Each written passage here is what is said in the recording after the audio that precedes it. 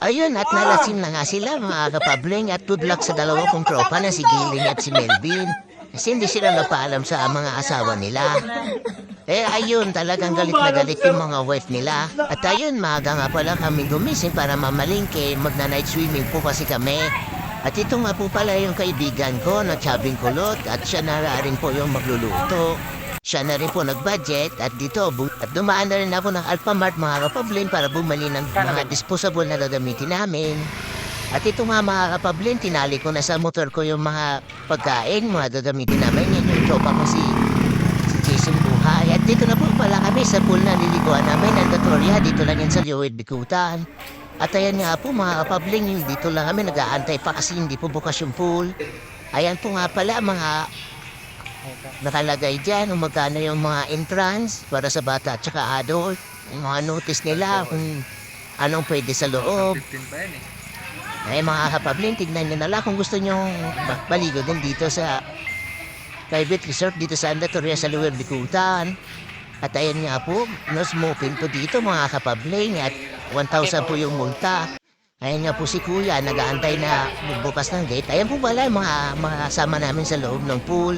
At dito yung parking lot nila. At dito nga rin po pala yung motor ko, nakatali yung mga pagkain, rice cooker at saka yung mga gagamitin namin. Dumating na rin po pala yung mga bata. Ayan po sila at talagang mag-i-enjoy po sila sa pool. At talagang bakas po sa mga mukha nila, yung excitement tsaka yung masaya talaga sila kasi alam nila maliligo sila sa pool. At nandito nga po kami sa loob, no? At ayun mga kapabling, nandito na nga rin po pala kami sa cottage na naupahan namin at malapit lang po sila sa pool ng mga bata. At ayun nga po, nadaanan ko to habang mag-ihaw kami ng isda sa likod at talagang mga binatin yun na to at talagang nag-i-enjoy sila, tatakbo pa at mag-slide. At ayun nga mga kapabling, at bida-bida kong anak na bunsong babae at hindi ko alam na marunong na pala siya mag-swing daw siya. Tingnan niyo, naglulublog pa. First time niya maligo sa pool pero ganyan na. At ayun nga po pala yung anak ng mga kaibigan ko, si Trixie at si Yumi. At ayun nga, at nag-i-enjoy pa talaga sila. At yung tropa ko si Buhay, Jason, at nag-iihaw kami dito sa likod. At para pagdating ng mga ibang tropa, luto na. Dumating na rin po pala yung ibang kasama ko. Dati kong katrabaho sa Chowking, yung si Giling, at si Mary, si Sir Jason.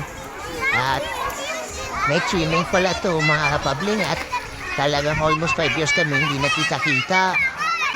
At yan nga po pala yung mga ulirang ina at talagang bantay sarado yung mga anak nila sa pool. At ayun na nga, dumating na si Joey, si Ma'am Tin na manager namin sa Chowking. At talagang matagal din kami hindi nakita-kita kaya nag-aambagan kami para mag-banding-banding, kunting kainan, video sa pool. At ayun na nga mga kapabling at dumating na rin si Mary, may dalang biko at talagang gusto-gusto ng asawa ko. At talagang unang kinuha niya yung biko ni Mary.